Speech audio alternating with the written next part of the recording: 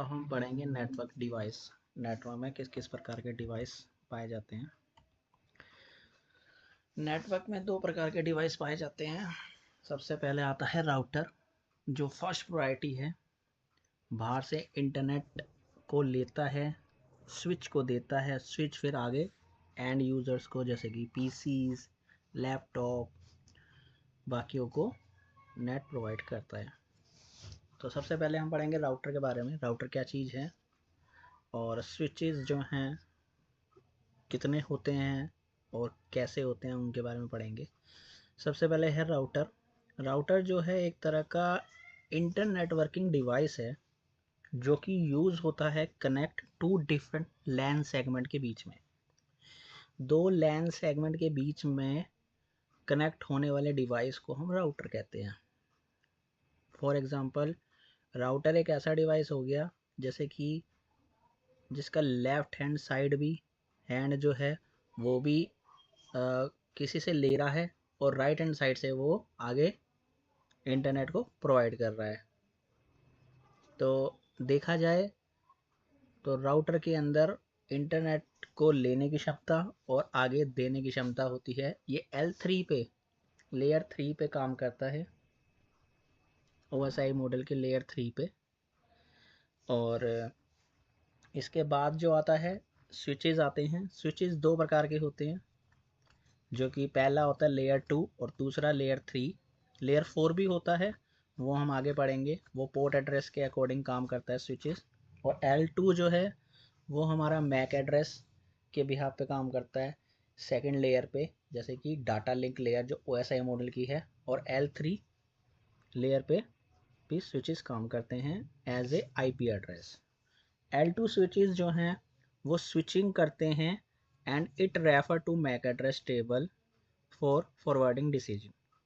कोई भी डिसीजन को आगे फॉरवर्ड करने के लिए मैक एड्रेस की ज़रूरत के साथ L2 स्विच जो हैं काम करते हैं, स्विचिंग करते हैं। जब L3 switches do same as L2, जब L3 जो है स्विचेस L2 के जैसा ही काम करें and addition to that it is capable of routing, और वो राउटिंग के कैपेबल हो, तो उनको राउटिंग टेबल के अंदर रखा जाता है या उसको राउटिंग टेबल में पढ़ा जा सकता है। L3 switch is hardware based.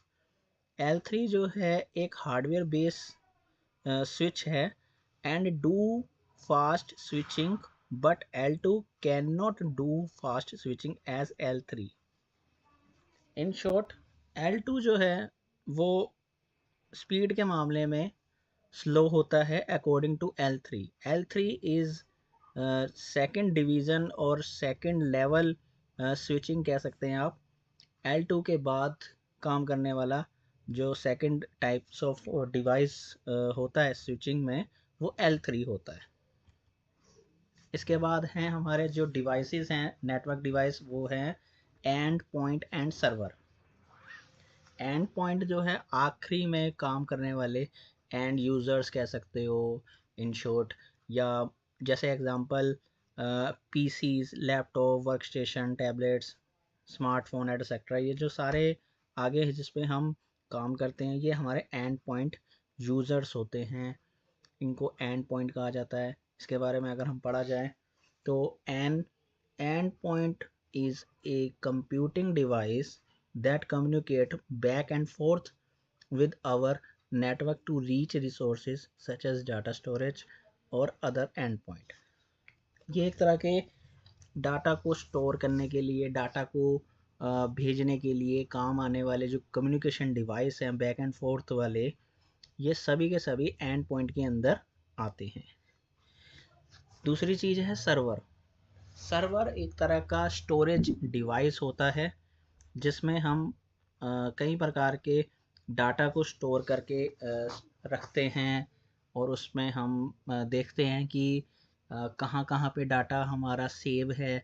ये एक लार्ज स्केल में पाया जा सकता है एज ए इन रूम, एक रूम के बराबर भी हो सकता है, एक फ्लोर के बराबर भी हो सकता है। ये काफ़ी बड़े तादाद पे होते हैं। ये एक मशीन के जैसा दिखते हैं एक तरह का हार्डवेयर है, नॉट ए सॉफ्टवेयर, जिसको हम देख नहीं सकते। ये देख सकते हैं बिल्कुल एज ए सर्वर। इनके अंदर काफ़ी चिप्स इंस्टॉल्ड होती हैं।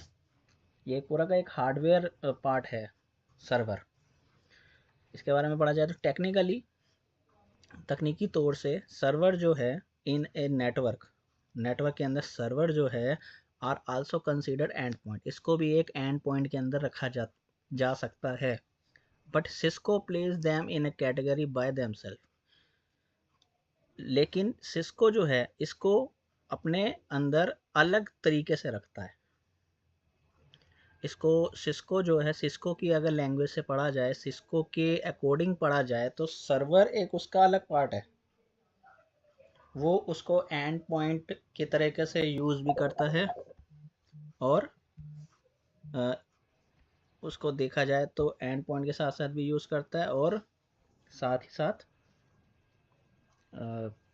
एक डिवाइस को भी कनेक्ट करने के लिए यूज़ करता है। इसके बाद server are serving up resources on the network to client. Server जो है वो सर्विंग अप करता है रिसोर्सेज को नेटवर्क टू क्लाइंट तक पहुंचाने के लिए।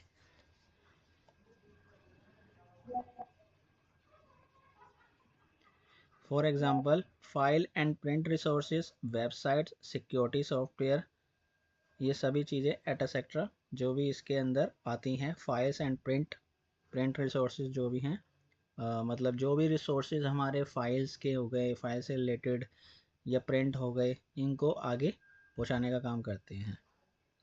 इसके अलावा और भी हमारे पास नेटवर्क डिवाइस हैं, जैसे कि फायरवॉल। मैंने ये पिछले वाले पार्ट में भी फायरवॉल के बारे में थोड़ा सा बताया था। ये एक एंटीवायरस की तरह काम करता है कंप्यूटर के अंदर। ये एक तरह का सिक्योरिटी डिवाइस है जो कि प्रिवेंट करता है अनवांटेड ट्रैफिक को, जो ट्रैफिक नहीं आना चाहिए उसको रोकता है from entering in our network में आने से। ये मार्केट में बहुत ही कॉस्टली आता है, तो इसलिए इसको इंस्टॉल करना काफ़ी कॉस्टली भी पड़ सकता है। एक बहुत कॉस्टली डिवाइस है। इसके लिए इसके अलावा भी बहुत सारे प्रोडक्ट्स को यूज़ करके हम कर सकते हैं। तो आज के टाइम में इसके भी बहुत एडवांस लेवल के फायरवॉल्स वर्क कर रहे हैं मार्केट में। अब इसके बारे में पढ़ते हैं। A firewall will block traffic based on network. हमने पहले जो बेस्ड ऑन नेटवर्क में जो पढ़ा था, उसके जो ट्रैफिक्स हैं उसको ये ब्लॉक कर सकता है इंफॉर्मेशन को, such as IP address, port number, protocols और the states of the network connection. जो भी नेटवर्क कनेक्शन के अंदर डाटा हो या कोई पोर्ट नंबर हो, कोई प्रोटोकॉल हो, उसको ये ब्लॉक कर सकता है आने से, कंप्यूटर के नेटवर्क में एंटर होने से रोक सकता है। सेकंड पॉइंट है IPS. N IPS inspect transit traffic by either comparing its component to a set of patterns or by analyzing its behavior। IPS जो है वो भी एक तरह का डिवाइस है, हार्डवेयर डिवाइस है, जो कि ट्रैफिक को एक जगह से दूसरी जगह पे कन्वर्ट कर देता है, ट्रांसलेट कर देता है bye either comparing it's content, उसके कंटेंट को कंपेयर करते हुए या फिर उसके बिहेवियर को देखते हुए उसको अलग अलग जगह पे बांट देता है। जैसा बिहेवियर है उसका डाटा का आने का, उसको उस तरीके से मैनेज कर देता है। These predefined patterns are called signature. ये पहले से ही डिफाइन होते हैं ये पैटर्न कि किस तरीके से आना है, कैसे आना है, और इनको रेगुलर बेसिस पे अपडेट करना बहुत ही ज़रूरी है। इसलिए इस आईपीएस मशीन को भी इंस्टॉल करने के बाद काफ़ी हमें प्रॉब्लम आती हैं, काफ़ी इसके लिए हमें इंजीनियर्स की ज़रूरत पड़ती है, जिसको रेगुलर बेसिस पे इसको मॉनिटर करना पड़ता है, अपडेट करना पड़ता है, और काफ़ी चीज़ें इसके अंदर आती हैं। इसके लिए हम डीपली अगर आप पढ़ना चाहें तो आईपीएस का हम टॉपिक पढ़ सकते हैं, लेकिन नेटवर्क डिवाइस के अंदर इतना ही हमारे लिए इनफ है। थर्ड पॉइंट है हमारा नेक्स्ट जनरेशन फायरवॉल। पहले फायरवॉल था, अब नेक्स्ट जनरेशन फायरवॉल है, आने वाले समय का फायरवॉल। ये ऐसा नहीं है कि अभी आएगा, ये आ चुका है, इसको हम ऐसा पढ़ते हैं कि आने वाले समय का, मतलब पहले से ही प्री डिफाइंड जो हमने फायरवॉल कर दिया है। मैनी सिक्योरिटी वेंडर्स, जितने भी सिक्योरिटी के वेंडर्स हैं जो हमें प्रोवाइड करते हैं security, takes an approach of closely integrated, बहुत ही क्लोजली इंटीग्रेट होके अप्रोच करा है उन्होंने, बहुत ही दोनों, विच बिकम नाउन एज, जिसको हम आगे आने वाले जनरेशन की फायरवॉल के नाम से जानेंगे। In addition to firewall and IPS function, it also provide remote and site-to-site VPN service। ये दोनों ही पार्ट में, फायरवॉल में एंड IPS फंक्शन में, ये हमें प्रोवाइड करता है remote to site VPN services and malware protection. Malware protection होता है एक तरह का बाहर से आने वाला वायरस जिसको हम प्रोटेक्ट करने का काम करता है next generation firewall. And URL filtering, जो URL हमारा अगर किसी अदर कंट्री से आ रहा है तो वो भी हमें पहले ही बता देता है कि ये इस कंट्री से आने वाला URL है। इसके अलावा जो होते हैं नेटवर्क डिवाइस वो हैं एक्सेस पॉइंट, जहाँ से हम एक नेटवर्क को एक्सेस करा जा सकता है, या फिर ये कह सकते हैं कि हम वहाँ से अपना कंप्यूटर को चलाने के लिए, अपने डाटा को एक जगह से दूसरी जगह पहुँचाने के लिए हम डिवाइस का जो इस्तेमाल करते हैं उसको एक्सेस पॉइंट के अंदर रखते हैं।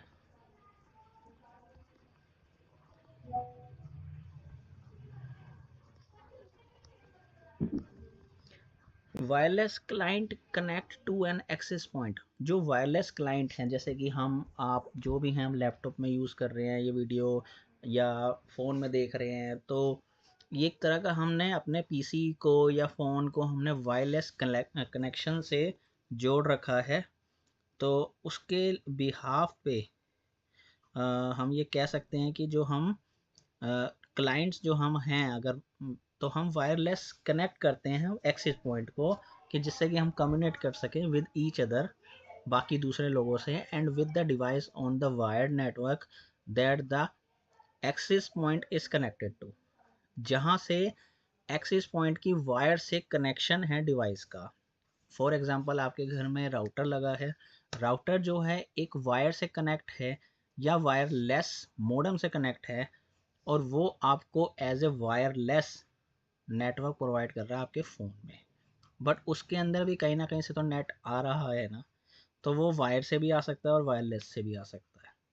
कईयों के घर में ऐसा लगा होता है कि उनका जो नेटवर्क मॉडल है वो किसी ऊंचे स्थान पे, जैसे कि छत पे या कहीं बालकोनी में या कहीं पे भी वो लगाया जा सकता है, इंस्टॉल किया जा सकता है। कईयों का होता है वायर वाला, जो कि एक नेटवर्क प्रोवाइडर उसको वायर से आपके राउटर पे नेटवर्क प्रोवाइड करेगा, फिर वो राउटर जो है आपके घर में जितने भी PCs यूज़ हो रहे हैं, जितने भी नेटवर्क डिवाइस यूज़ हो रहे हैं, उनको नेटवर्क प्रोवाइड देगा। तो वो सभी एक्सेस पॉइंट के अंदर आएंगे। एक्सेस पॉइंट एडवर्टाइज वन और many wireless network identified by an SSID। ये एक स्पेशली अपने SSID यानी सर्विस की कोई सेट ID होती है, जिससे कि ये आइडेंटिफाई होते हैं, एक या तो वायरलेस हो या एक वायरलेस या बहुत सारे वायरलेस हो, उसमें एडवर्टाइजमेंट का काम करता है एक्सेस पॉइंट। इसके अलावा हम सेकंड पॉइंट पढ़ेंगे वायरलेस लैन कंट्रोलर। वायरलेस के अंदर जो लैन हम कनेक्शन कर रहे हैं उनका किस तरीके से हम कंट्रोल कर सकते हैं। A wireless LAN controller is a network component that manage wireless network access point and allow wireless device to connect to the network. Wireless LAN controller जो है वो एक तरह का नेटवर्क कंपोनेंट है, जो हमने अभी पढ़ा नेटवर्क डिवाइस नेटवर्क कंपोनेंट है, जिसका काम है वायरलेस नेटवर्क को मैनेज करना एक्सेस पॉइंट के अंदर and allow wireless device to connect to the network, जिससे कि जो वायरलेस डिवाइस हैं वो आसानी से नेटवर्क से कनेक्ट हो जाएं। जैसे कि फ़ोन हमारा एक वायरलेस डिवाइस है जिसके अंदर हम कॉलिंग के लिए सिम लगाते हैं, तो सिम जो है नेटवर्क प्रोवाइड करती है वो नेटवर्क से कनेक्ट होने के लिए, और अगर हमें इंटरनेट यूज़ करना है तो वो हमारे इंटरनेट के एक्सेस को राउटर से रीड करती है, या राउटर से हम कनेक्ट करके इंटरनेट को एक्सेस कर पाते हैं। It offers central control over network element, ये पूरा का पूरा सेंट्रल कंट्रोल करता है, हमें प्रोवाइड करता है, ऑफर करता है ओवर नेटवर्क एलिमेंट के ऊपर। इंक्रीजेज नेटवर्क विजिबिलिटी, इससे हमें नेटवर्क विजिबिलिटी मिलती है, and greatly simplifies individual component monitoring, और आसानी से, बहुत आसानी से जिसे कह सकते हैं बहुत इजीली हम एक अकेला कंप्यूटर भी हम मॉनिटर कर सकते हैं, कंपोनेंट मॉनिटरिंग कर सकते हैं कि कोई भी हमें प्रॉब्लम ना आए, उसके अकॉर्डिंग हम ये चीज़ कर सकते हैं। इसके लिए वेंडर्स बहुत सारे मार्केट में मौजूद हैं राउटर के लिए, जैसे कि सिस्को है, जूनिपर है, और भी बहुत सारे हैं। हम फिलहाल अभी हम सिस्को के राउटर पे काम करना सीख रहे हैं, तो हम सिस्को के बारे में ही पढ़ेंगे। सिस्को डीएनए सेंटर, तो ये इसमें अगर हम नाम से ही अगर जानना चाहें तो थोड़ा सा नाम से ही पता चलता है कि डिजिटल नेटवर्क आर्किटेक्चर क्या होगा हमारे सिस्को का, मतलब किस तरीके से हम कनेक्शन करेंगे, किस तरीके से हम उसमें मॉनिटरिंग करेंगे, उसके बारे में हम सारी चीज़ें आज बात करेंगे। It is appliance that provide centralized graphic interface and programming interface too।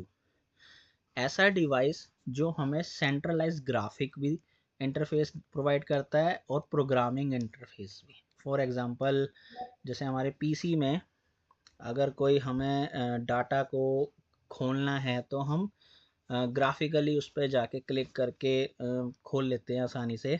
वही चीज़ अगर हम प्रोग्रामिंग लैंग्वेज के अकॉर्डिंग अगर देखा जाए करें तो हमें प्रोग्रामिंग इंटरफेस भी उसमें हमें मिलता है। वैसे ही जो सिस्को का राउटर होता है उसके अंदर भी ये सारी चीज़ें मिलती हैं, और साथ ही साथ हमें नेटवर्क को डिज़ाइन करने के लिए, ऐड करने के लिए, या कोई डिवाइस को कॉन्फ़िगर करना है, या आगे कोई नेटवर्क को या डिवाइस को मॉनिटर करना है, हमें देखना है कि नेटवर्क चल रहा है या नहीं चल रहा, किसी प्रकार की प्रॉब्लम आ रही है, ट्रबल शूट हो रहा है, तो उसको नेटवर्क से हटाना, ठीक करना, ये सारी चीज़ें हम राउटर के अंदर पढ़ सकते हैं। खास करके सिस्को के, औरों के बारे में भी सबके बारे में सेम ही होता है।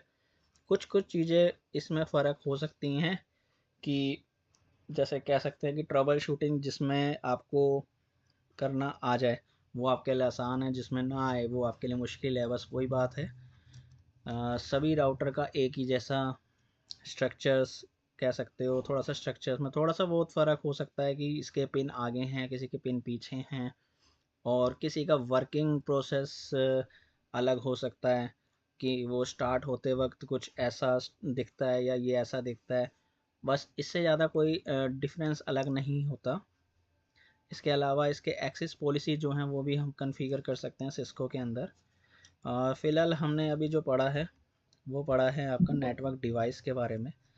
नेटवर्क डिवाइस जो जो इसमें CCNA के सेकंड टॉपिक में पाए जाने वाले हैं, और उसके बारे में मैंने अभी आपको सब कुछ डिटेल्स में बता दिया है। और ये सेकंड पेज था, इसके बारे में थोड़ा सा वैसे तो आपको देखने से ही पता चल पा रहा होगा, बाकी कोई ज़्यादा मुश्किल चीज़ नहीं है। इसमें सिंपल ये है, इंटरनेट है ISP जो हमें इंटरनेट सर्विस प्रोवाइड करता है, वो हमें राउटर में हमें आता है। राउटर के बाद वो फ़िल्टर करने आएगा फायरवॉल के अंदर, एक तरह का फ़िल्टर लगा हुआ है ये, यानी कि एंटीवायरस यहाँ पे ही रुक जाएगा। अगर कोई गलत ट्रैफिक आ रहा है तो उसको यहीं पर ब्लॉक कर देगा और आगे नहीं आने देगा। उसके बाद फायरवॉल का काम है, वो आगे जो भी डाटा को भेजता है वो स्विचेस में भेजेगा। अब स्विचेस से स्विच एक और भी लग सकता है, स्विच के बाद डायरेक्ट सिस्टम, PC, मैक, आई मैक कुछ भी लग सकता है। ये एप्पल का कंप्यूटर को iMac कहते हैं, कोई घबराने वाली बात नहीं है, कोई अलग चीज़ नहीं है। लिनक्स सिस्टम्स है, ये भी ऑपरेटिंग सिस्टम होता है अलग से, ये भी ऑपरेटिंग सिस्टम है। ये विंडो है, जो अभी हम हमें सभी को पता है कि जो पीसीज में विंडोज़ होती हैं, विंडो 7, विंडो 8, विंडो 10, 11 जो भी लेटेस्ट चल रही है, और मैक होता है एप्पल के तरह, एप्पल का ही होता है ये। इसके अंदर मैकिन्टोश डलता है, मैकिन्टोश विंडो होती है। इसके अंदर जो ऑपरेटिंग सिस्टम डलता है उसको लिनक्स कहते हैं। ठीक है, ये बस वैसे ही पीसी का हमने एक स्ट्रक्चर बना के तैयार किया आपको समझाने के लिए। इसके बाद ये भी कह सकते हैं कि फायरवॉल जो है अगर स्विचेस को दे रहा है, स्विचेस के बाद ये सर्वर्स के अंदर जा रहे हैं। सर्वर्स ये मतलब अभी मैंने दिखाया था जैसे एक ये वाली जगह पे ये जो कमरा सा बना हुआ बहुत बड़ा, इसमें ये जो मशीनें लगी हुई हैं सर्वर हैं। एक फ्रिज जितनी बड़ी हो सकती है, एक कमरे जितनी बड़ी हो सकती है, और एक तरह की मशीन होती है जिसमें हमारे फाइल्स होती हैं, डाटाबेस होता है, वेब सर्वर हैं, वेब की इंफॉर्मेशन रखने वाला जो सर्वर होता है उसको वेब सर्वर कहते हैं। उसके बाद अगर जैसे स्विचेस से स्विचेस कनेक्ट हो रहे हैं तो स्विचेस के बाद ये वायरलेस राउटर लगे हुए हैं जो कि वायरलेस डिवाइस को चलाने के लिए काम आएंगे। ये हमारा पूरा का पूरा नेटवर्क डिवाइस का एक पार्ट है जिसमें हमने नेटवर्क के अंदर जो यूज़ होने वाले डिवाइस को हमने जाना। Thank you friends.